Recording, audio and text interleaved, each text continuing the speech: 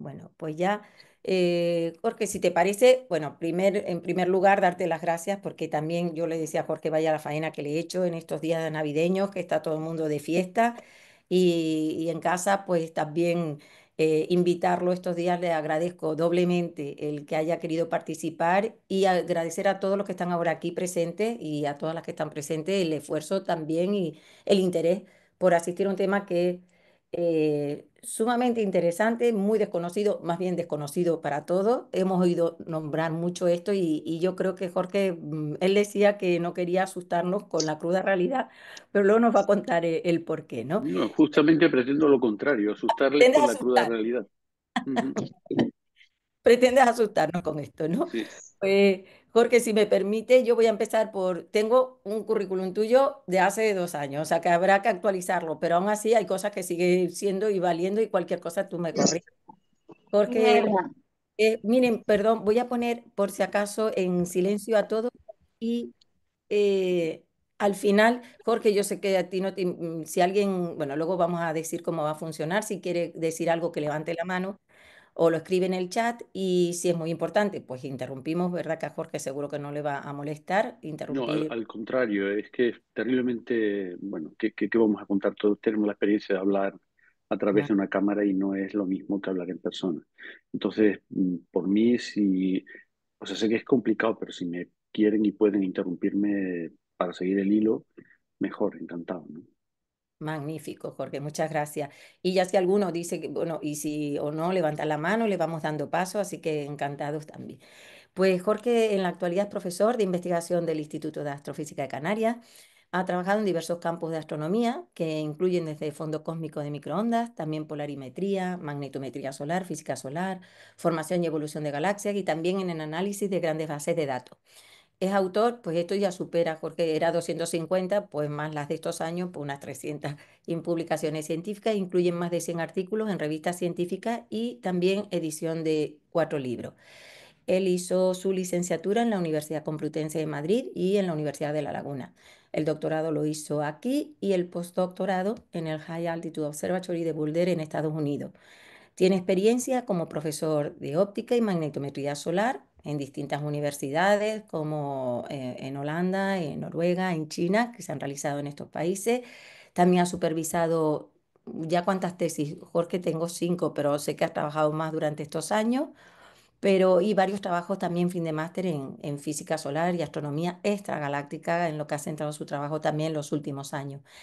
También ha organizado congresos, escuelas internacionales, ha sido miembro de comités internacionales que muchos de ustedes conocen porque los hemos nombrado como IAGA, Gaia, SCA, y es árbitro habitual también de revistas en estos campos. Y una de las campos en los que ha estado inmerso y yo creo que navegando eh, de una manera, bueno, que ya no vamos, voy a no decir nada para que nos lo cuente él luego, es el tema de la materia oscura, ¿no? Un tema que a todos se nos escapa. Yo creo que hay algunos temas que cuando salen, es verdad, él nos va a decir lo que conoce o lo que no conoce la comunidad científica.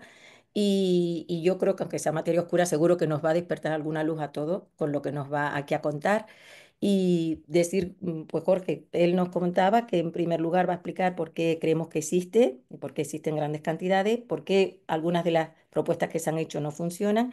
Y bueno, no voy a decir nada más porque nos los va a contar él, pero él nos va a contar qué es lo que ha fallado y qué es lo que creemos ahora que puede ser o que puede estar ocurriendo con la materia oscura. Así que Jorge, de nuevo agradecer tu tiempo y que compartas con nosotros este ratito. Yo seguiré pendiente si hay gente que entra, le voy dando paso y pendiente si alguien te quiere hacer una pregunta, interrumpirte y contarte, ¿de acuerdo? Perfecto, perfecto. En fin, Te- amén a com- todos, sí. si quieres compartir algo, te he puesto... Se ve la pantalla, ¿verdad? Sí, Vale. Y Jorge no ahora contó también. de este trabajo, pero ya nos lo contarás tú también. Bueno, yo creo que ahora veremos la relevancia del trabajo que estás haciendo y lo que nos vas a contar. Bueno, un instante que tengo, estoy presentando en pantalla completa. ¿Sí? mm, Y lo que pasa es que no veo, no veo, no les veo a ustedes. Entonces, vale, no pasa Yo nada. creo- Pantalla ah, completa. La En- única historia es que no voy a poder ver el chat, o sea que no voy a ver si alguien quiere preguntar, ni si alguien levanta la mano, ni nada de nada. Con lo yo te cual, interrumpo entonces, Jorge, si alguien sí, sí, por favor, venga. sí, por favor. Mira, Venga. lo primero que efectivamente estamos en un momento, en unas fechas así un poco especiales, pero estoy encantado de la vida de poder hablar de algo que ahora mismo es mi tema, nuestro tema de trabajo, que es la naturaleza de la materia oscura. Entonces, no hay absolutamente ningún problema, encantado de estar aquí y déjenme, además del logo, decir que lo que voy a hablar es de qué no es la materia oscura.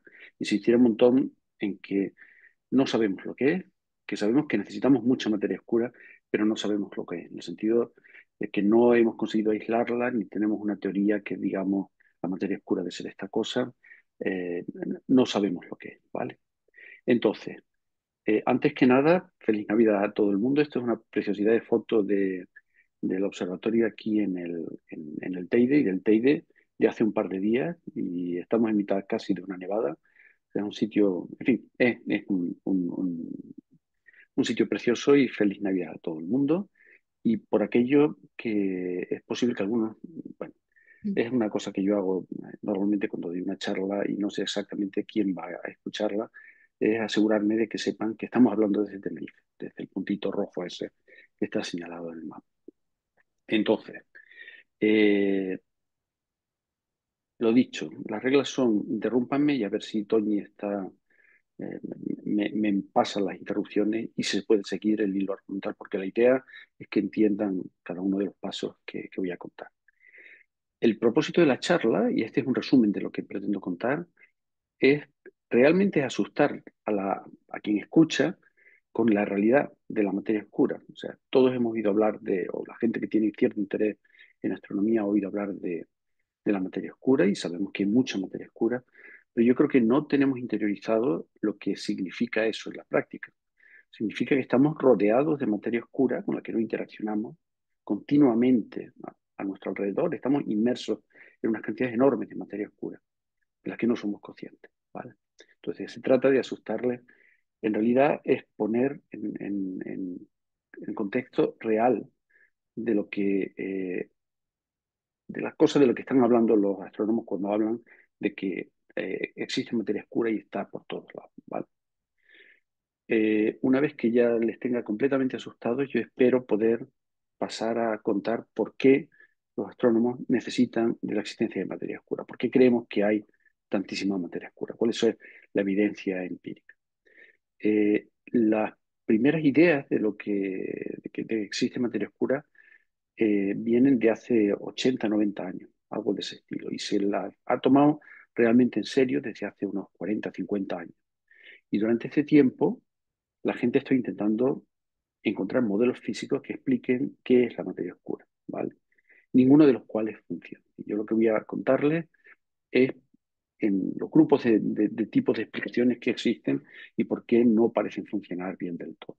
En particular, la gente en algún momento pensó que podría ser materia ordinaria, normal y corriente, como la que nos forma a nosotros, forma a las estrellas, pero que sean objetos cuya luminosidad sea muy baja comparado con la masa, como puede ser planetas o estrellas de baja masa, de forma que contribuyan a dar masa al universo, pero no den suficiente luz, ¿vale?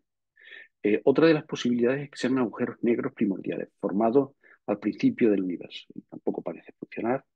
Que sean partículas elementales también creadas al principio del universo, algo con las propiedades que explicaré que necesariamente ha de tener la materia oscura, y no sabemos si son o no son partículas elementales, pero no sabemos de ninguna partícula elemental con nombres y apellidos, con propiedades concretas que pueda ser materia oscura. Y finalmente, como contaré con algo más de cuidado, la idea de que necesitamos materia oscura proviene o se basa, una de las hipótesis básicas de trabajo es que conocemos bien la ley de la gravitación. Si resulta que no funciona la ley de gravitación, que creemos que sí que funciona, pero si no funcionara, entonces podría ser que no se necesitara materia oscura, pero necesitáramos modificar la ley la, cómo entendemos cómo funciona la gravedad. Tendríamos que modificar la teoría de gravitación de Newton-Einstein. Y eso tampoco parece funcionar como intentaré explicar. Finalmente, los últimos minutos de la charla voy a hablar de lo que es nuestra contribución a la naturaleza de la materia oscura, que es una cosa un poquito técnica, pero yo espero ser capaz de explicarlo y que me puedan seguir. Y básicamente es decir que en el modelo más simplista de lo que son los requerimientos básicos de lo que tiene que ser la materia oscura está hecha de partículas que no colisionan entre sí, que no les pasa lo mismo que le pasa a los átomos del aire que continuamente están chocando, solamente interaccionan entre sí a través de fuerzas de gravedad. Y parece ser que no, que empezamos a ver que hacen algo más que simplemente interaccionar por gravedad, lo cual es muy bueno, como intentaré explicarles, porque es una puerta de entrada a averiguar, digamos, a poner cotas a los modelos físicos que existen de materia oscura.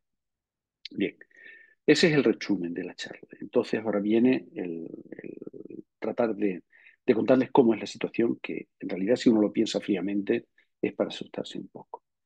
Básicamente la idea es que, por cierto, no lo he dicho, pero estoy reciclando muchas transparencias. Eso quiere decir que casi todas están en inglés. Yo espero que eso no sea un problema, ¿vale? En cualquier caso, en fin, esas son las transparencias que voy a usar. Eh, a lo que iba, a que la idea que tienen los astrónomos, la idea que tienen la gente que estudia el universo, es que la materia oscura forma la mayor parte de toda la materia del universo.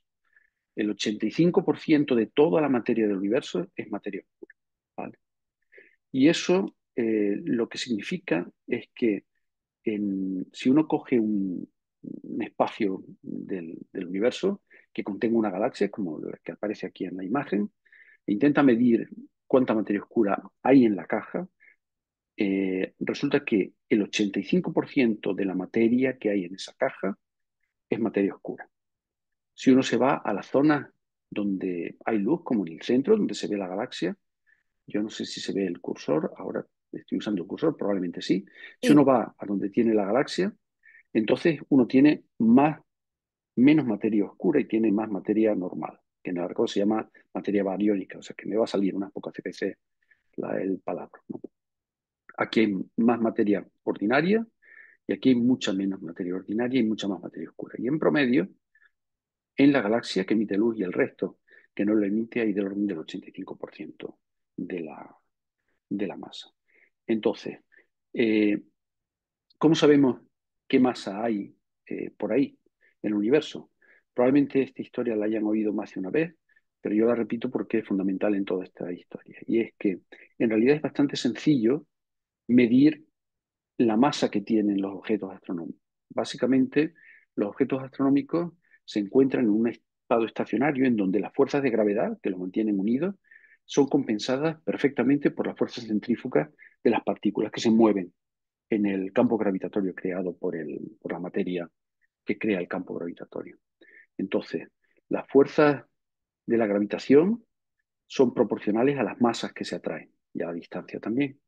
Y las fuerzas centrífugas son proporcionales a la velocidad del objeto y también a la distancia.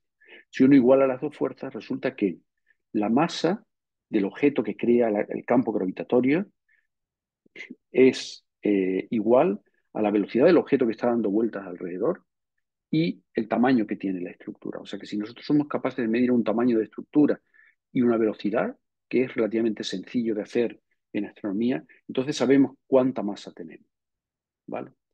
Ese es el procedimiento que se sigue en astronomía. Medimos las velocidades, por ejemplo, de los planetas alrededor del Sol, medimos la distancia a la que está y sabemos qué masa tiene el Sol en el centro. Medimos, como contaré también con algo más de detalle, medimos la velocidad a la que rotan las estrellas alrededor del centro de una galaxia, medimos la distancia a la que está del centro de la galaxia a la estrella cuya velocidad estoy midiendo y eso me da la masa de la galaxia.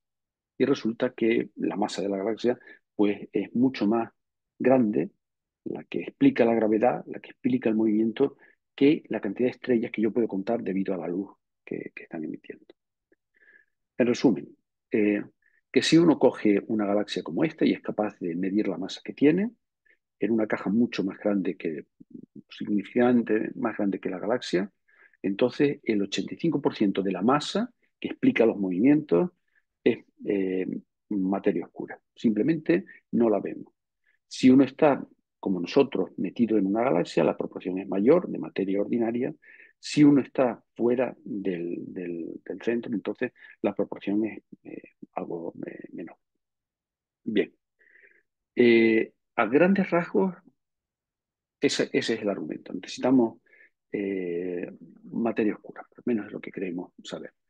Y la necesitamos para explicar lo que yo estaba contando antes, de los movimientos alrededor de los centros de las galaxias, y un conjunto de otras observaciones que el punto importante es que no tienen nada que ver unas con otras. O sea, por ejemplo, se necesita materia oscura para explicar cómo rotan las galaxias, se necesita materia oscura para saber cómo se mueven las galaxias en los cúmulos de galaxias, se necesita materia oscura para explicar por qué la temperatura del gas que hay en un cúmulo de galaxias es tan alta, se necesita materia oscura para explicar la edad de las estrellas más viejas y se necesita materia oscura para otro conjunto de cosas que son diferentes unas de otras. Y se necesita materia oscura también para explicar la estructura a gran escala del universo, ¿vale? En todos los casos que son observables, que son diferentes, la cantidad de materia oscura que se necesita es la misma, es el 85% de toda la materia es materia oscura. Para poner ejemplos de las observaciones, de los observables que nos llevan a esa idea, voy a hablar en concreto de dos de ellos. Uno que es las curvas de rotación de las galaxias, de las que probablemente si son aficionados a la astronomía han oído hablar. Y las demás me las voy a saltar, pero voy a hablar también de la formación de estructura en el universo, que probablemente para la gente que no está metida en el campo es una cosa menos directa, un poco más exótica, pero que también nos habla de por qué necesitamos materia oscura en un contexto completamente diferente al de la rotación de las galaxias. Bien, el, la curva de rotación de las galaxias no es más que si uno coge, tiene una imagen de una galaxia, que ahí está hecha de muchas estrellitas, y lo que representa es, como en esta gráfica de aquí, es con qué velocidad rotan las estrellas que están a esta distancia, con qué velocidad rotan las estrellas que están a esta distancia, con qué velocidad rotan las estrellas que están a esta distancia, y así lo hace para todas las distancias posibles. Lo que obtiene es algo que se llama la curva de rotación, que es esta cosa de aquí con puntito. ¿Vale? Ahora, si uno cuenta qué cantidad de luz viene de la misma galaxia y asocia una masa a una luz, por ejemplo, si son estrellas parecidas al Sol, pues tienen una masa del Sol por una luminosidad del Sol. Entonces, contando la luz que uno tiene, sabe la masa que tiene. Bien, como esas estrellas deberían estar en este equilibrio mecánico entre las fuerzas de centrífugas y las fuerzas de atracción gravitatoria, yo sé cuál es la velocidad que deberían tener las estrellas si rotaran con el campo gravitatorio que crean las mismas estrellas. Y es esta curva de aquí, discontinua, que no se parece a nada a la observada. La diferencia entre las dos se explica fácilmente si resulta que hay muchísima más materia de la que observamos creando gravedad. ¿Vale? Entonces, el hecho de que las curvas de rotación no sigan la curva de rotación esperable de la materia luminosa que vemos es evidencia de que necesitamos algo más que se llama materia oscura. Este es uno de los ejemplos. Voy a contar el otro ejemplo que tiene que ver con la estructura a gran escala del universo. Y para eso tengo que empezar hablando de cómo se miden, cómo se miden las edades de las estrellas. En particular, de los enjambres de estrellas, de conjuntos de estrellas formadas a la vez. Por ejemplo, cúmulos globulares. ¿Vale? Eh, la medida de la edad de un conjunto de estrellas formadas a la vez se puede hacer sobre la base de que entendemos bien cómo funciona la evolución estelar. O sea, las estrellas son objetos que lo que hacen es transforman hidrógeno en helio y en ese proceso emiten luz, ¿vale? Hay una cantidad, la que sea, la que corresponda a la formación de la estrella, de hidrógeno para que pueda ser transformada en helio. Así que al cabo de un tiempo ha consumido el hidrógeno y ya la estrella no es la estrella original, ¿vale? Creemos entender bien ese proceso. También como para poder decir que si uno tiene un conjunto de estrellas que nacen todas a la vez y que nacen además con un rango de masas que va desde 100 masas solares hasta una fracción, un tercio, una décima de masa solar, si uno tiene un conjunto de estrellas que nacen a la vez, todas esas estrellas representadas en este diagrama de aquí caen en esta línea de aquí. Este diagrama es la luminosidad de la estrella, cuánta luz emite, en función de la temperatura que tiene la superficie de la estrella. Aquí, en este punto de aquí, son estrellas muy, muy luminosas y muy calientes. Y son estrellas de 100 masas solares, ¿vale? En esta parte de aquí están las estrellas que son mucho más frías y mucho menos luminosas. Bien, lo que sabemos es que las estrellas que son muy masivas consumen muy rápidamente el hidrógeno y salen muy pronto de esta secuencia de aquí que se llama la secuencia principal. Entonces, si nosotros observamos un cúmulo de estrellas un tiempo después de su nacimiento, lo que va a pasar es que esta parte de aquí es la original y esta otra parte de aquí se desvía de la distribución original. Y esa desviación, donde ocurre esa desviación, nos habla de la edad del cubo. Esto es un diagrama teórico, este es un diagrama observacional. Cada puntito de aquí es una estrella y si se fijan, se parece mucho a lo que son los diagramas teóricos. Y este puntito de aquí nos dice la edad de este cúmulo globular. Pues bien, si uno hace este ejercicio con todos los cúmulos globulares que ha sido capaz de estudiar el ser humano, resulta que los más viejos de todos tienen 13,2 millones de años. 13.000 millones de años. Lo he dicho mal antes. Eh, Esa es la edad más antigua de ninguna estrella conocida. Lo que viene a decir es que el universo no puede ser más viejo que eso. O sea, que eso está marcando de alguna forma la edad del universo. ¿Vale? Sabemos que el universo, debido a la edad de las estrellas más viejas que somos capaces de datar, tiene 13.200 millones de años, 13.500 millones de años, por poner números redondos. Eso tiene un problema de compatibilidad con... Recuerden que lo que estoy intentando describir es evidencia de existencia de materia oscura debida a la formación a gran escala del universo. Y por ahora lo que les he dicho es que tenemos evidencia directa a partir de las estrellas más viejas de cuál es la edad del universo. Eh, por otro lado, eh, sabemos que si uno mira en microondas al universo, hay un fondo de microondas que creemos se formó con el origen del universo, es la luz proveniente del origen del universo. Ese fondo de microondas es muy, muy uniforme en todas direcciones, con unas pequeñas fluctuaciones que son, por cierto, no lo he dicho, pero esto es una representación de toda la esfera celeste, estos óvalos de por aquí, ¿vale? Es como si cogiéramos la, la, un globo terráqueo, lo cortáramos por uno de los lados y lo aplanáramos. Entonces estamos representando una esfera en un plano, ¿vale? Esto es todo el cielo. Bueno, pues en microondas todo el cielo es completamente uniforme, con pequeñas fluctuaciones. Esto es este mismo mapa al que le hemos quitado la estructura a gran escala, con unas pequeñas fluctuaciones que son de una parte en un millón. O sea, lo que sabemos es que en el origen del universo, cuando se produce esta luz, las fluctuaciones de luz que tenía el universo eran de una parte en un millón.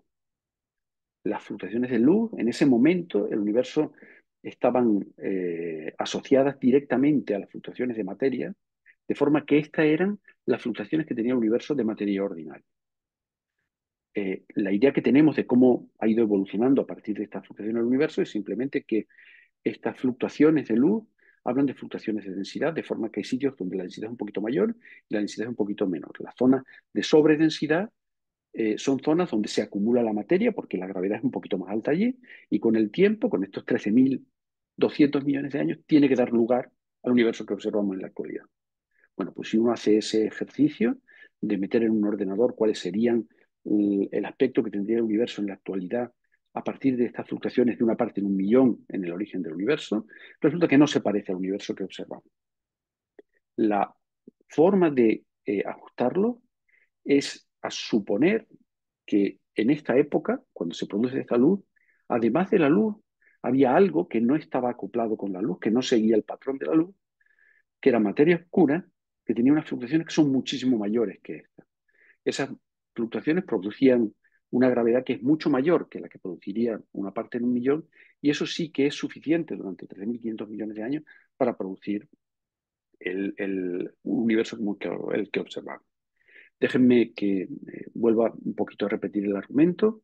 Esto de aquí, en la parte superior en blanco, lo que tiene es como una especie de rebanada, un corte en la dirección radial. Nosotros estamos aquí, es un corte en una zona de universo. Esta es la distancia desde nosotros y cada puntito de aquí es una galaxia. Estas son observaciones. Y lo que ven es que respecto a nosotros, las galaxias están asociadas, formando filamentos y dejando vacíos en medio. ¿Vale? Este patrón es el que no se reproduce si no existe materia oscura. De hecho, si se considera materia oscura en la cantidad suficiente, ese 85% de toda la materia, uno tiene simulaciones numéricas como la que está en el fondo en rojo, con sus filamentos, con sus sobredensidades, que reproducen muy, muy bien el patrón observado. ¿Vale? En resumen, eh, necesitamos materia oscura de forma que el 85% de toda la materia del universo sea materia oscura. Y eso explica de forma natural o casi natural muchos observables. Yo he hablado de dos, pero hay muchos más. Yo hablo de la rotación de las galaxias, de cómo rotan las galaxias y de la formación de estructuras a gran escala del universo. En todos los casos, y eso es una especie de confabulación mágica, se necesita la misma cantidad de materia oscura. Vale.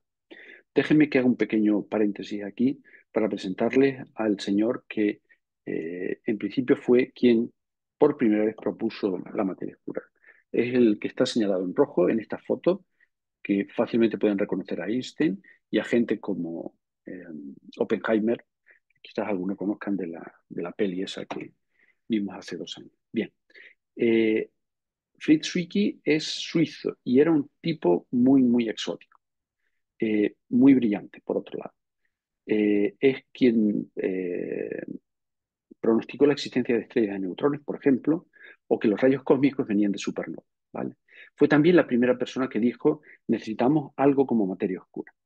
Pero era un tipo que no se llevaba muy bien, vamos a decirlo suavemente, con el resto de los astrónomos de la comunidad de la época. Él era suizo, pero trabajó siempre en Estados Unidos y de formación era físico teórico. Y de alguna forma pensaba que los astrónomos que estaban a su alrededor no valían la pena. De hecho, es muy famoso porque tiene esta frase de aquí que dice que los astrónomos son spherical bastards, que puede traducirse como imbéciles esféricos. Y lo que decía es que son imbéciles no y son esféricos porque da lo mismo en qué dirección se miren, son imbéciles todos. ¿Vale? Ese es Fritz Zwicky. Termino aquí con el paréntesis y voy a pasar a qué es la materia oscura, a cuáles son las teorías físicas que se han propuesto para describir, para explicar qué podría ser, qué es la materia oscura. Entonces, eh, la teoría, digamos, al uso, la teoría mínima actual, lo que dice es que la materia oscura está formada por partículas, algo como las partículas subatómicas, piensen, pero que no son partículas que interaccionen fácilmente con las partículas de las que estamos acostumbrados, con electrones, con protones, con neutrones. Son partículas que se mueven, pero no se mueven a velocidades cercanas a la velocidad de la luz, eso es importante, y son partículas que solo interaccionan entre ellas y con el resto de la materia ordinaria a través de la gravedad, ¿vale? En el argot se llaman collisionless, sin colisiones. Son partículas que no colisionan entre ellas, que no, a las que no les pasa lo mismo que le pasa a las moléculas del aire que continuamente están chocando unas con otras, ¿vale? Eso no les pasa a estas partículas. La única forma en que ven al resto del universo y el resto del universo les ve a ellas es a través de la gravedad. Bien, esto no es ninguna teoría física, ¿vale? No hay ninguna teoría física que proponga partículas que no se ven unas a otras. Es simplemente un conjunto de suposiciones mínimas de cómo tienen que ser la materia oscura. Y resulta que estas suposiciones mínimas, este modelo mínimo de materia oscura, en la práctica funciona extremadamente bien. Eh, Eso es importante. O sea, cualquier teoría física que uno desarrolle tiene que estar muy cerca de este modelo mínimo de lo que es materia oscura, de este conjunto de propiedades que tiene que cumplir la materia oscura. Vale. ¿Qué puede ser la materia oscura? Ya dije al principio que hace 80 años que Fritz Zwicky dijo que necesitábamos materia oscura para explicar los movimientos de galaxias en un cúmulo de galaxias y que más o menos durante los últimos 40, 50 años la gente realmente se tomó en serio la necesidad de entender qué es la materia oscura, ¿vale? Esto que forma el 85% de toda la materia y que está por todas partes, también a nuestro alrededor. También nos atrevéis a nosotros continuamente, si es que son estas partículas de las que estaba hablando antes, ¿vale? ¿Qué podría ser la materia oscura? Bien, pues la gente al principio empezó a pensar que podrían ser simplemente muchísimos planetas. Son materia ordinaria, pero su luminosidad es suficientemente baja como para que si uno tiene suficientes planetas, eh, todos en conjunto den lugar a algo parecido a la materia oscura, ¿vale? Otra de las posibilidades es que sean muchísimos agujeros negros, varias masas creadas en el origen del universo. Otra de las posibilidades es que sean partículas elementales un poco exóticas, de las que todavía no tenemos evidencia. Y otra de las posibilidades es que en realidad no sea un problema de que necesitamos materia oscura, es un problema de que no entendemos bien cómo funciona la gravedad, de forma que no hay que añadir materia oscura a la materia ordinaria. La materia ordinaria produce los movimientos que observamos, lo que está mal es la ley que nosotros estamos usando para interpretar los movimientos, que no tiene que ser, que hay que modificar, ¿vale? Que hay que modificar la gravedad de Newton y de Einstein, que son unas leyes que creemos bien establecidas, pero como quizás alguno de ustedes sepa, y si no lo cuento yo ahora, están comprobadas para campos gravitatorios que normalmente son fuertes, o sea, en la superficie de la Tierra o incluso cerca de agujeros negros. Ese tipo de campos gravitatorios son extremadamente fuertes, pero no están comprobadas cuando el campo gravitatorio es muy débil, como sucede en las partes de fuera, por ejemplo, de las galaxias o en el espacio que hay entre galaxias. El campo gravitatorio es muy chiquitito y podría ser que allí las leyes fallan. Bien, pues ninguna de estas cosas parece funcionar y voy a intentar explicar por qué. Para entender cómo uno puede detectar, pesar, entender objetos que no producen luz y que están muy lejos de nosotros, una de las formas estándar es usar algo que se llaman lentes gravitatorias. Y voy a intentar explicar cómo funciona el mecanismo, ¿vale? Supongamos que nosotros estamos observando un campo en el cielo. Cada puntito de aquí es una estrella. Y estamos siguiendo en el tiempo cómo evoluciona el brillo de las distintas estrellas que nosotros estamos observando. Nosotros estamos aquí y estamos observando una estrella, por ejemplo esta de aquí, que es esta estrella de aquí. Y entre la estrella y nosotros, en un momento determinado, se interpone un objeto que tiene masa, o sea, que tiene un campo gravitatorio, pero que no produce luz.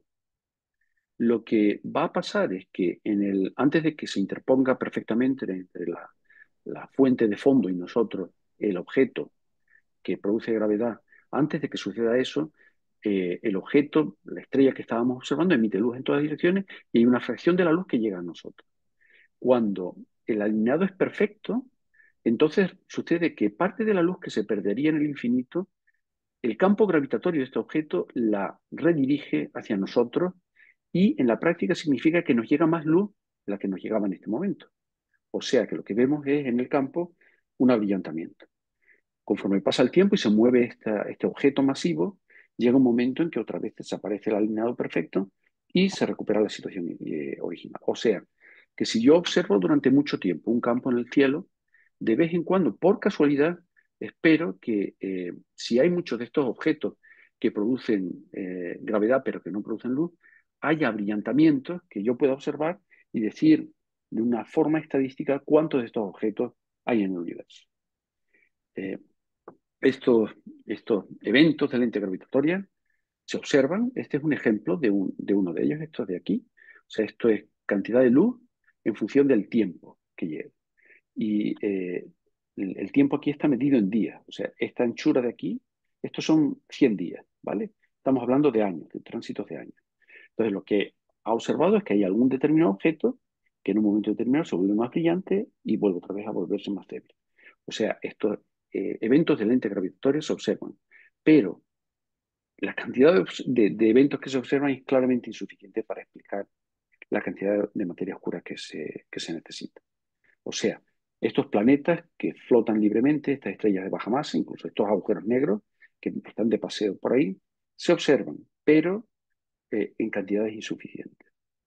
Déjenme que les enseñe una gráfica resumen de cómo está la situación, que es un poquito complicada, pero yo creo que voy a ser capaz de explicarla. En esta gráfica lo que se muestra es la fracción de materia oscura que es compatible con las observaciones, en función de la masa de la partícula de materia oscura. O sea, en este eje son masas de materia oscura, en este eje fracción compatible con las observaciones. Esto es una masa solar, esto es masa de una galaxia, estos son masas de Tierra, estos son masas de asteroides. Las zonas en colores están prohibidas, las zonas en blanco están permitidas. Y para que estos objetos que no emiten luz, pero que son de materia ordinaria, sean compatibles con las observaciones, tendrían que estar sobre la línea de arriba, aquí. Y solamente hay una ventanita, todo es incompatible, salvo esta ventana de aquí, esta no vale, de masas típicas de asteroides. Y no sabemos, o sea, y no hemos puesto límites a masas de asteroides porque no tenemos una forma observacional de medirlas, no todavía. En resumen, que si uno tiene eh, objetos de materia ordinaria flotando por ahí, son incompatibles con que todos, el conjunto de todos ellos, no en que exista alguno, sino que haya suficiente como para dar cuenta de toda la materia oscura que se necesita. Bien, dicho esto, de objetos como planetas o estrellas de baja masa, también se puede decir de agujeros negros primordiales, en los que no voy a entrar. Es posible formar agujeros negros, muchos de distintas masas, muy al principio del universo. Si hubiera suficientes de ellos, entonces podrían dar cuenta de la cantidad de materia oscura que se observa. Pero si existieran por ahí, también tendrían que producir estos eventos de lente gravitatoria. Y como ya he dicho a continuación, están descartados. O sea, no parece que sean ni agujeros negros de baja masa, ni planetas o algo similar. ¿Qué pasa con otra de las posibilidades? Que sean partículas subatómicas, como los electrones, los protones, algo de ese estilo, pero que no pueden interaccionar como protones y electrones, que interaccionan fuertemente entre ellos.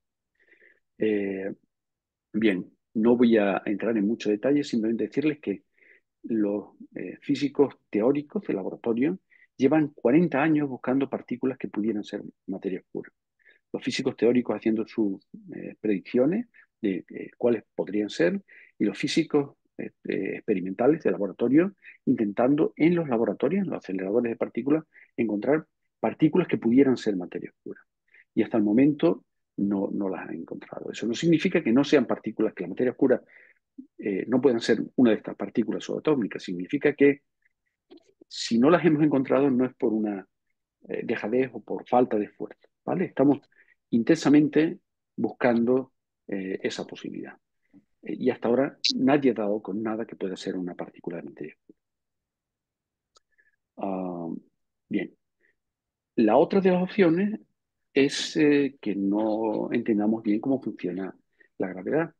Recuerdan que, lo dije al principio, nosotros sabemos que necesitamos materia oscura porque los movimientos son incompatibles con la gravedad de las estrellas que vemos, por ejemplo, en una galaxia, ¿vale? De forma que si estuviera mal la gravedad, pues lo mismo, esa es la solución de nuestro problema. Y efectivamente hay un conjunto de teorías que intentan explicar eh, los movimientos diciendo que no existe materia oscura, sino que no entendemos bien la gravedad. El prototipo de esta teoría se llama MOM y fue propuesta hace unos 80, unos 40 años por este caballero. Bien. Esta teoría explica muy bien las curvas de rotación de las galaxias, pero tiene problemas para explicar muchos de los otros observables, esa lista de observables de las que yo hablé. En particular, la formación de estructura a gran escala. La teoría básica de Mond, en la que no voy a entrar, no es capaz de explicar cómo se forman en 13.500 millones de años las galaxias que observamos en la actualidad. Así que esto no descarta completamente alguna otra teoría y teorías mejoradas, pero no es obvio que esta sea la solución del problema, la solución a la pregunta de qué es la materia oscura, ¿vale? Todo esto es una de alguna forma, repaso global de cuál es la situación, que sirve para enmarcar lo que es nuestra contribución a la naturaleza de la materia oscura, que es un poco técnica, pero yo espero ser capaz de contarla en un par de transparencias, ¿vale? Voy a hablar de un trabajo hecho en colaboración con Nacho Trujillo y Ángel Plastino. El, si uno toma la materia oscura como estas partículas que no colisionan entre sí, toma las condiciones iniciales que necesita para formar la estructura a gran escala, los hace evolucionar en un ordenador, en un modelo numérico, lo que recupera es esta red de concentración de materia oscura y estos puntitos son sobredensidades halo dentro de los cuales viven las galaxias. Esa es la idea que tenemos en general. Vale. Bueno, pues estos halos de materia oscura, la predicción genérica para este modelo de materia oscura, donde las partículas no colisionan, solamente se ven a través de gravedad, forma concentraciones que tienen una distribución muy peculiar, donde la cantidad de materia oscura aumenta hacia el centro de la concentración fuertemente. Eso es una predicción general del modelo, digamos, más simple de materia oscura. Cuando uno coge y se va a galaxias reales y mide la distribución de materia oscura, o sea, esto es un perfil radial, esto es cuánta materia oscura tengo en función de la distancia al centro de mi galaxia, en vez de tener materia oscura que crece y crece y crece del centro, lo que encuentran en las partes centrales es que la densidad de materia oscura es una constante, una especie de plató, que va en contra de la predicción de materia oscura sin colisiones. Bien. Eh, Sin embargo, eso se entiende bien dentro de la teoría estándar de materia oscura, porque esa predicción de que la materia oscura, su densidad crece hacia las partes centrales, se hace sin tener en cuenta el efecto de la materia ordinaria sobre la materia oscura. O sea, recuerden que la materia oscura y la materia ordinaria solo hablan entre sí a través de gravedad, pero sí hablan a través de gravedad. Puede ser que en los centros de la galaxia haya procesos físicos que modifican la distribución general de materia ordinaria, eso cambia el potencial gravitatorio y eso influye en la distribución de materia oscura, ¿vale?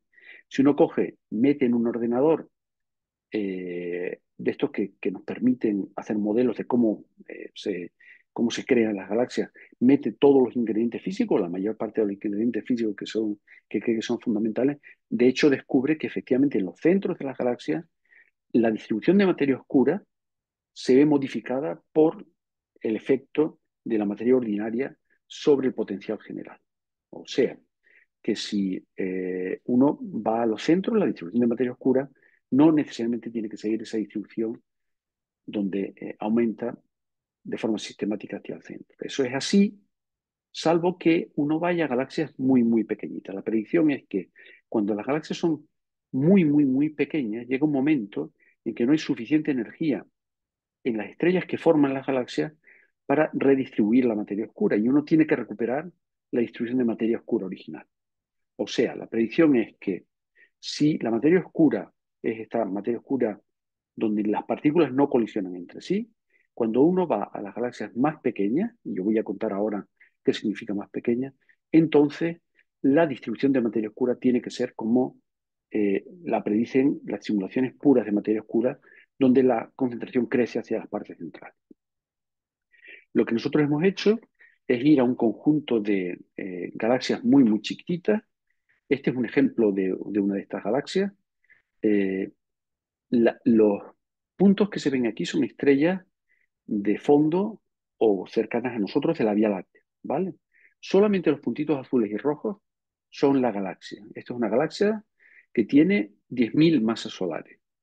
A ustedes les puede parecer eso mucho, pero es ridículamente pequeño comparado con la Vía Láctea. La Vía Láctea tiene como 10.000 millones de estas galaxias, ¿vale? Es como menos que una millonésima de las galaxias forman cada una de estas galaxias. Son galaxias realmente pequeñitas. Bien, en estas galaxias la distribución de materia oscura tendría que tener esa concentración central. y nosotros hemos medido que no es el caso. Esto no es, o sea, no voy a entrar en los detalles técnicos de cómo se puede medir esa distribución, simplemente les voy a enseñar esta imagen que intenta ilustrar el resultado. Y el resultado es que lo que uno esperaría si la materia oscura no tuviera colisiones es que estuviera concentrada como los puntitos naranjas aquí, hacia el centro, pero en la práctica se observa que no está así de concentrada, que está muchísimo más difuminada. ¿Vale? Entonces, eso significa que tiene que haber algo en la materia oscura misma que produzca la redistribución de materia oscura. Y eso son colisiones entre las partículas de materia oscura. ¿Vale? Es una evidencia de que la materia oscura hace algo más que hablar entre sí y con el resto de la materia a través de gravedad. Tiene que hablar a través de alguna otra cosa que de forma genérica estoy llamando colisiones, que no sea solamente gravedad. Bien, y eso es el resumen de la contribución. Entonces, voy a terminar aquí porque además creo que me he enrollado más de lo que tenía previsto. Recuerden que empecé diciendo que tenemos que estar, o sea, si somos realmente conscientes de lo que dicen los astrónomos, de que el universo está formado por materia oscura que está por todos lados, es una cosa para estar asustado. La idea es que el 85% de la materia de todo el universo es materia oscura y está por todos lados, también aquí.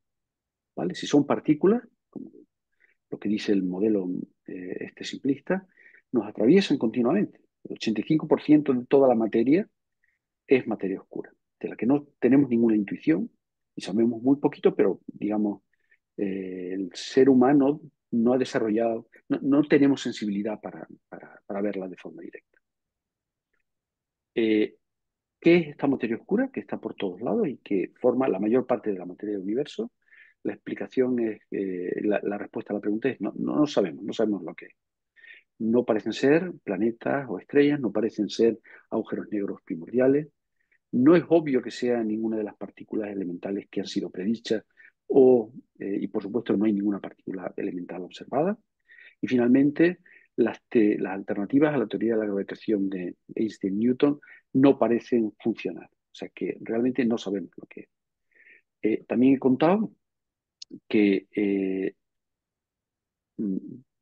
porque hemos estado estudiando estas galaxias tan chiquititas, parece ser que la materia oscura necesita ser algo un poquito diferente del modelo este simplista. Necesita que las partículas de materia oscura colisionen entre sí, de forma que la distribución de materia oscura dependa de estas colisiones. De alguna forma, que la distribución de materia oscura esté termalizada. Y no voy a entrar más historias porque es un poco un rollo técnico. Si me preguntan, yo intentaré aclarar. Es fundamental que se den cuenta de que esta idea de que las partículas de materia oscura interaccionan entre sí, de ninguna de las formas invalida el esquema ese general que tenemos de lo que es el modelo cosmológico, donde uno tiene materia oscura, tiene energía oscura y tiene materia ordinaria, ¿vale? Básicamente ese modelo funciona. Es una cosa que se ajusta muy bien a las predicciones de la realidad. El hecho de que haya materia oscura, el hecho de que se pueda descubrir que la materia oscura eh, se relaciona entre sí con algo más que va a la gravedad, que la gravedad, lo que hace es apenas modifica, digamos, el modelo estándar y lo que nos permite a nosotros es tener una forma de poder diagnosticar cuáles son los modelos, las propuestas de modelos físicos de materia oscura que funcionan y las que no. Algunas serán capaces de explicar esta autointeracción y otras no. Los que son capaces de explicarlo sobreviven y los que no, pues no. En resumen, lo que quería decir es que, aunque la materia oscura puede interactuar entre sí, tiene que hacerlo de una forma que apenas modifique el modelo estándar. Sin embargo, es muy importante en la práctica para los que estudian, para los que estudiamos la materia oscura, la naturaleza de la materia oscura, porque nos puede permitir decir cosas de cuáles son los modelos físicos que hay detrás de lo que puede ser la materia oscura. Y eso es todo lo que quería contar. Entonces, si hay preguntas, pues es el momento de contarlas. Jorge, muchísimas gracias. Bueno, aquí ya hay manos levantadas, así que fabuloso. Millones de gracias por tratar y yo creo que lo has conseguido, o por lo menos nos hemos quedado realmente asusta, como tú dices, pero sobre todo, bueno, yo creo que lo fenomenal, lo extraordinario es como cada vez vas respondiendo a cosas, cada vez surgen también más preguntas. Estoy seguro que muchos de los que están aquí, que se han ido incorporando, doy las gracias a estos nuevos también compañeros que se han ido sumando a tu charla. Si se perdieron la primera parte, ya se las haremos compartir. Te agradezco infinitamente también que nos hayas expuesto esto. Yo creo que, Jorge, si es bastante novedoso es el tema de colisión, que estás diciendo por primera vez que pueden colisionar estas partículas, o sea que realmente puede haber algo que hasta ahora se ha dicho que no, y ahora estos modelos y estas observaciones demuestran también lo contrario, al menos en estas galaxias pequeñas, ¿no? Por lo que entiendo. Sí, esa es la idea, ¿vale? Ah, El que la materia oscura colisione, el que las partículas de materia oscura, si son partículas, colisionen, eso es una cosa que se sabe, o sea, tiene que ser así. Cualquier modelo físico de materia oscura incluye que las partículas en algún momento y a un nivel determinado colisionen. El punto está a qué nivel colisionan, o sea, cómo de intensas son esas colisiones. Y tienen que ser suficientes como para que se produzca algún cierto efecto observacional en estas galaxias chiquititas. De otra forma no las habríamos visto. pues muchísimas gracias, Jorge. Mira, Fernando Neira, que creo que ha sido el primero que ha levantado la mano. Fernando, abre el micro, por favor, y pregunta directamente. Luego te podemos ir leyendo algunas que están en el chat, Jorge, no sé si las ves, pero luego te las iré pasando. Eh, He visto el chat, pero Las no voy las he leído, después o les doy pie para que te las pregunten si no te importa. como Fernando, quiera.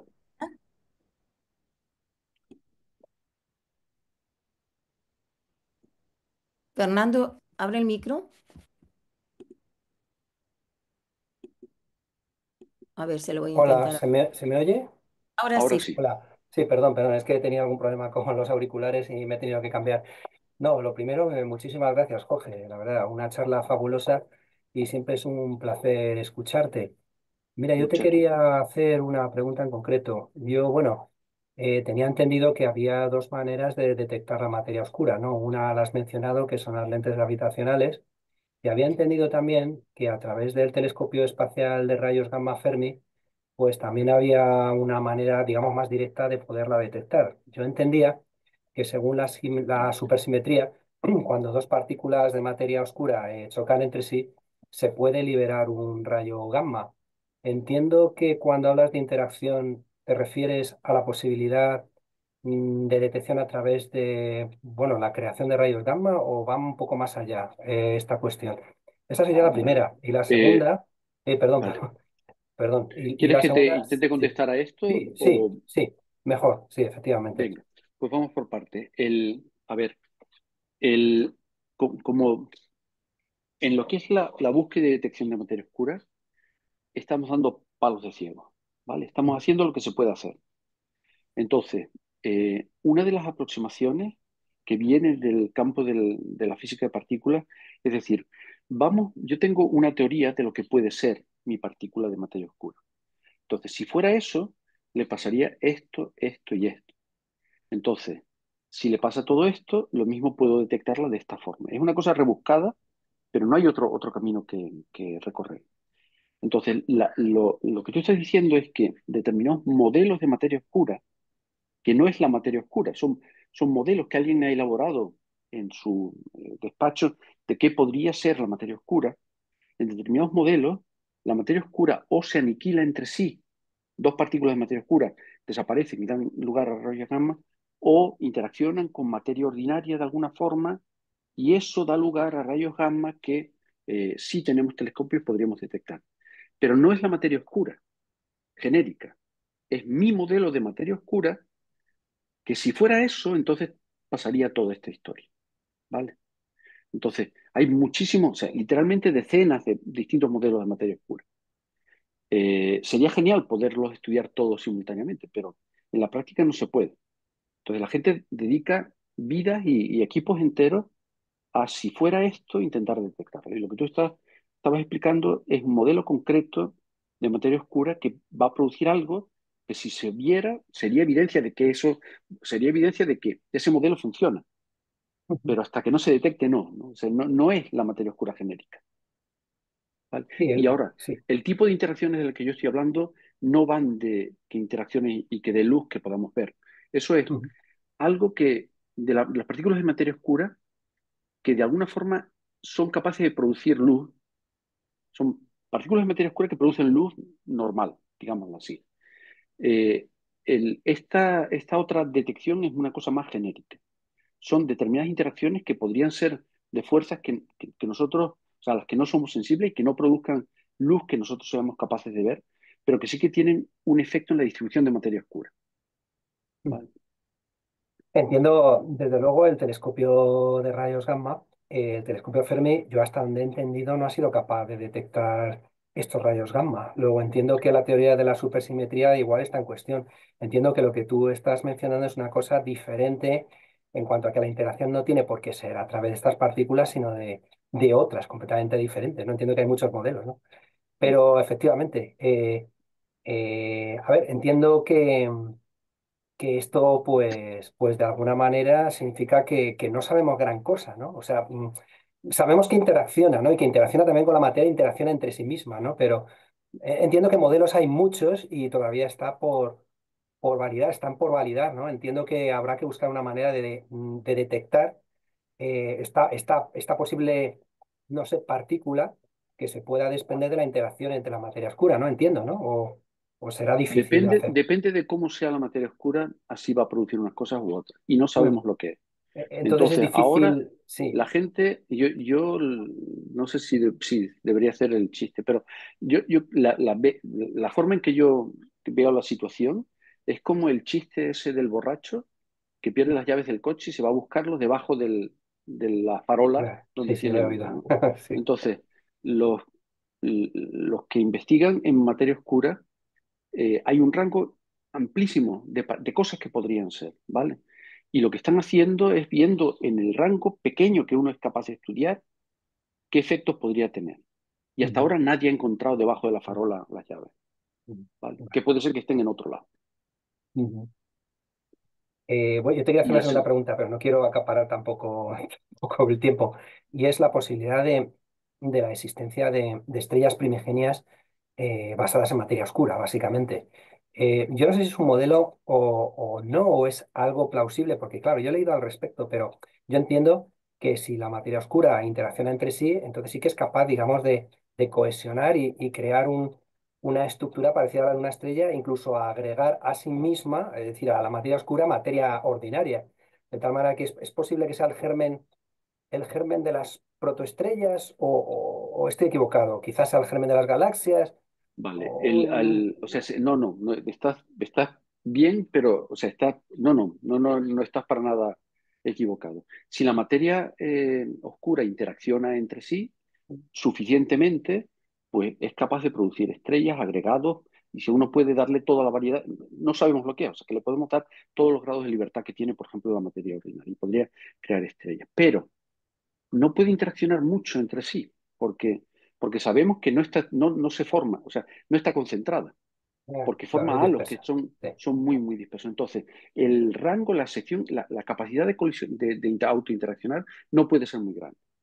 Entonces, en el universo original, primitivo, es posible que se diera algún tipo de agregado, las Ujú. densidades eran altísimas, las condiciones eran muy diferentes, es posible que se dieran algún tipo de agregado que de alguna forma, por ejemplo, sean semillas de los agujeros negros primordiales que se necesitan a muy alto presión.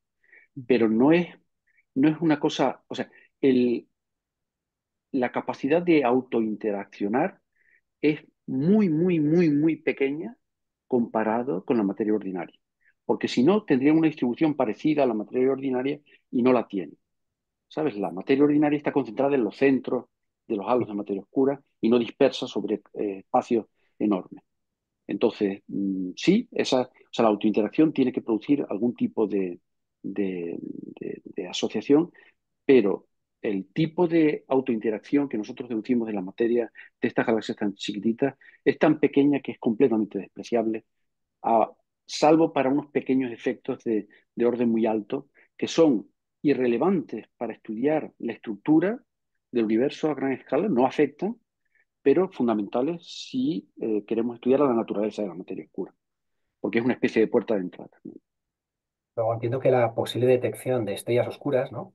De lo que llaman las dark stars, estas estrellas que en teoría están formadas por agregaciones de materia oscura, podría validar entonces la posibilidad de interacción, ¿no? De la materia oscura entre sí misma, ¿no? O sea, que Pero es una yo manera creo de... que eso, Sí, yo no estoy al corriente exactamente del modelo que tú estás diciendo, pero yo dudo mucho que pueda haber muchas de estas estrellas porque todos mm, estos estudios de lente gravitatoria habrían dado con ellas, habrían dado con, probablemente no las podrías distinguir de agujeros negros o algo ya, así, pero mm, tendrían que haber aparecido y no aparecen, ¿vale? ya no aparecen, O sea, no, sí, no puede aparecen. haber alguna cosa, alguna, pueden ser las semillas que den agujeros negros porque, primordiales, porque son muy poquitos. O sea, cada galaxia tiene uno, tiene un par de ellos.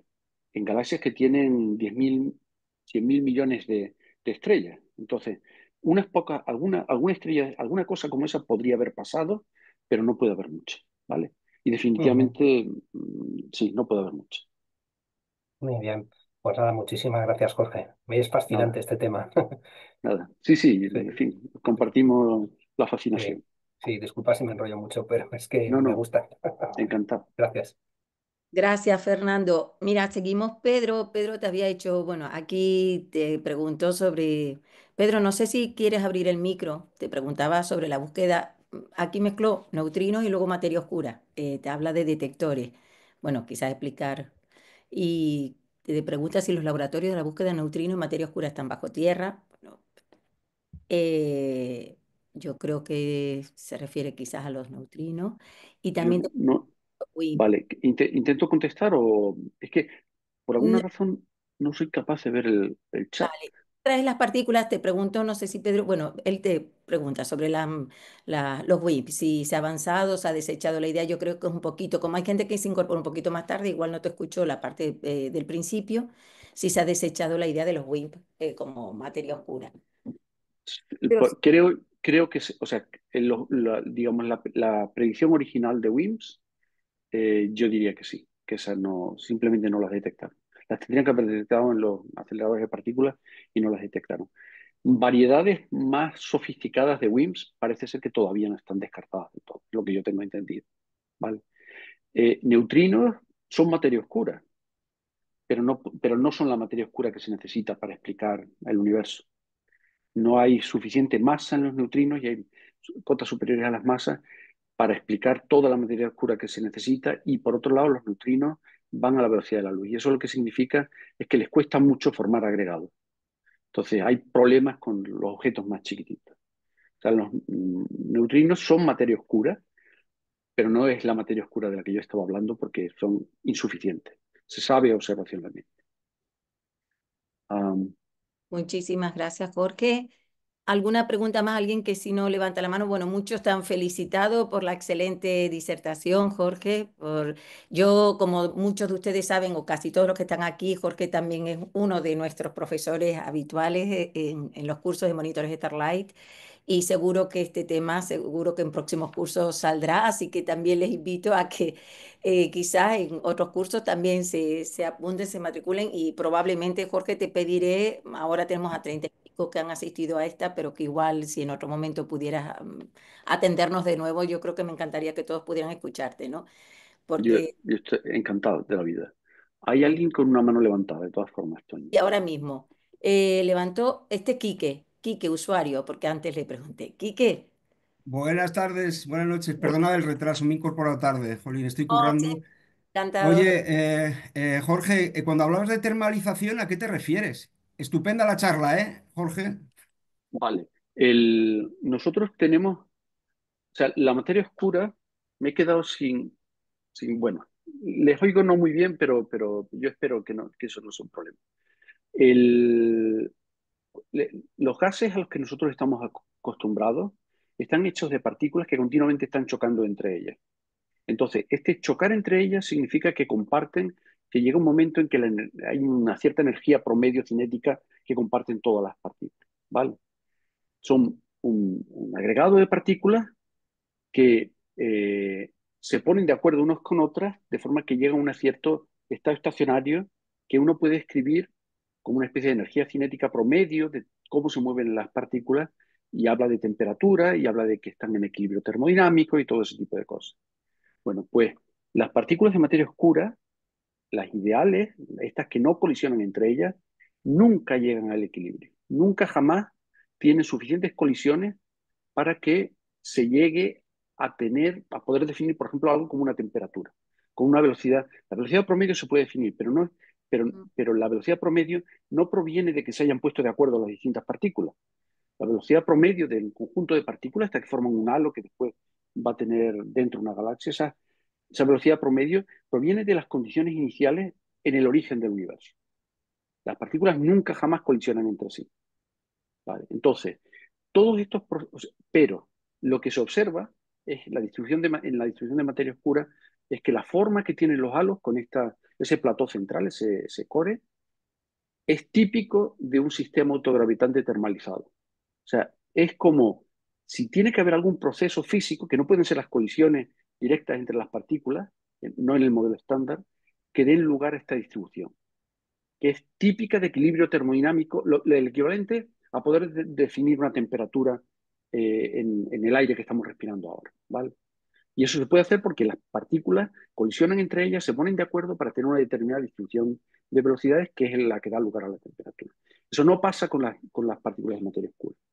No pasa con las partículas de materia oscura teóricas.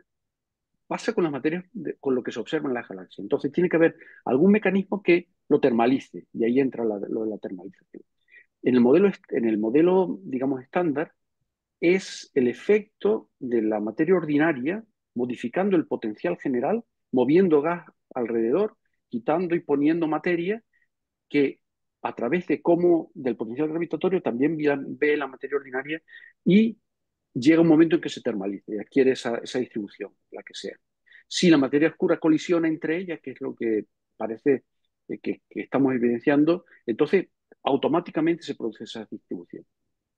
Termalizar es tener una distribución característica de un sistema de partículas que esté en equilibrio termodinámico. Y eso nunca lo alcanza la materia oscura estándar, la que forma parte del modelo estándar cosmológico, pero la alcanzan en la práctica todas las galaxias por algún otro mecanismo, que puede ser o externo, que son la materia ordinaria haciéndole cosas, o alguna propiedad de la materia oscura que va más allá del modelo estándar, que es lo que nosotros creemos que está pasando. Me enrolla mucho, pero es una Jorge, cosa así un poco técnica. Jorge, ¿puede contribuir a la termalización esa materia oscura o no? Depende de la naturaleza de la materia oscura.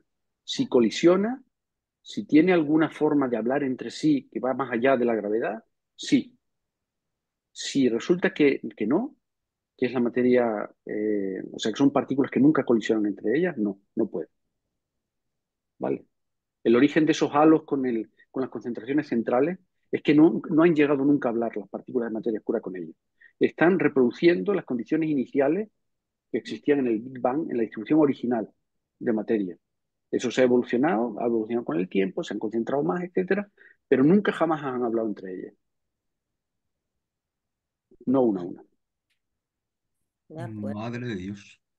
No, Pues ya esto es una cosa un poco técnica y yo me pongo intenso porque, porque, porque, porque es importante, pero por otro lado es simplemente darse cuenta de que la distribución de partículas de materia oscura contiene información sobre la naturaleza de materia oscura. Porque si fuera la normal y corriente, tendría que tener una determinada distribución que no se observa. Entonces hay algunas formas de explicarla. Lo más normal es recurrir a los bariones, a la materia ordinaria, que le hace cosa a la materia oscura también, un poquito, pero que esa posibilidad desaparece cuando tú tienes objetos muy, muy, muy pequeños, como los que nosotros hemos estudiado. Y en esos objetos también está termalizado. Y eso probablemente te está diciendo cosas sobre la naturaleza de la materia oscura. Muchas gracias, Jorge. ¿Vale? Jorge, Otra infinita. charla. Lo hemos pasado, hemos abusado un poquito también nosotros, te agradecemos tu tiempo, es siempre extraordinario escucharte y bueno, yo creo que te emplazamos a próximos también, tanto cursos como charlas, porque seguro que seguirás profundizando en esto, nos irás contando seguro que cosas nuevas, porque está en lo último también, en lo que es materia oscura, y te agradecemos que nos intentes traducir eso que se está ahora cocinando ahí, allí atrás, allí fuera. No es fácil, seguro que estás entrando también en un mundo donde se está trabajando mucho y todo esto es absolutamente innovador. Y bueno, te agradecemos que nos hagas llegar esto a nosotros y seguro que a todos ellos les va a interesar muchísimo como referencias cuando estén con la gente, cuando les pregunten, pues realmente cada vez estamos más aturdidos y cada vez hay, pero bueno, poquito a poco se van Pero perfilando. hay buenas razones para estar aturdidos. Eso es lo que estaba intentando explicar. Yo creo que es importante, ¿no? Pero tener esto en mente nosotros creo que es también importante que sepamos en qué se está trabajando en esto y yo creo que todo esto nos aporta muchísimo a todos. Así que infinitas gracias. Yo antes de cerrar también digo, bueno, hoy he puesto, siempre les he dicho que pues, ponía una imagen detrás. Hoy es de John Lomberg, que no sé si les sonará, pero se hizo una exposición en el Museo de la Ciencia, es un ilustrador que conoció muy amigo de Carl Sagan, aunque lo conoció de una manera un poquito casual, e hizo una serie de hecho, participó en la famosa reunión de la Orden de los Delfines, aquella donde Drake presentó su famosa ecuación. Y bueno, ellos se encontraron una vez en Toronto, admirando el hombre mucho a Carl Sagan, pues al final se hicieron amigos y le propuso ilustrar una de sus obras, que es La Conexión Cósmica, y así empezó una ardua y estrecha colaboración y me gustó, y hoy puse esta, que cada vez me es más difícil porque ya son más de 150 charlas, aún así sigo encontrando y espero que se sigan también produciendo nuevas creaciones artísticas que relacionen astronomía y arte y podérselas seguir contando. A todos y todas los que han participado hoy, darles las gracias por estar hoy presentes, compartir esta ventanita de ciencia y lo subiremos pronto en el canal YouTube. Tenemos ahora dos canales porque bueno, estamos reactivando uno nuevo al que pueden ya entrar, sumarse y pronto descargar también o ver esta ponencia. A todos muy felices fiestas y bueno, y lo mejor para el 225. Aquí tenemos a Fernando que nos tiene que explicar todos estos trucos de magia que hace aquí, maravillosos, poniendo confeti. Está Solo como pulso teclas. que tenemos que aprender y bueno, que sobre todo siempre digo que el 2025 obviamente lo que se desea es salud para todos, trabajo para todos, pero sobre todo muchos sueños cumplidos, muchos retos y desafíos y muchos momentos entrañables como todos siempre queremos tener. Así que se les quiere mucho, cuídense mucho y nos volvemos a ver, ya saben, no digo en próximo Festival Starlight, sino en Fitur, que haremos un encuentro de todos los que allí nos reunamos, ¿de acuerdo? Les pasaremos pronto una cita y quedaremos todos en Fitur a final de enero y por supuesto también en el próximo último jueves de mes de enero, que no sé ahora qué día cae, también en nuestro próximo festival. Así que cuídense mucho y gracias de nuevo por estar hoy aquí. Gracias Jorge, sobre todo a ti también Nada. y Feliz esperemos ver año. muchas otras Feliz ocasiones. año a todo el mundo. Muchísimas gracias. Un abrazo. Venga. Venga, buen año.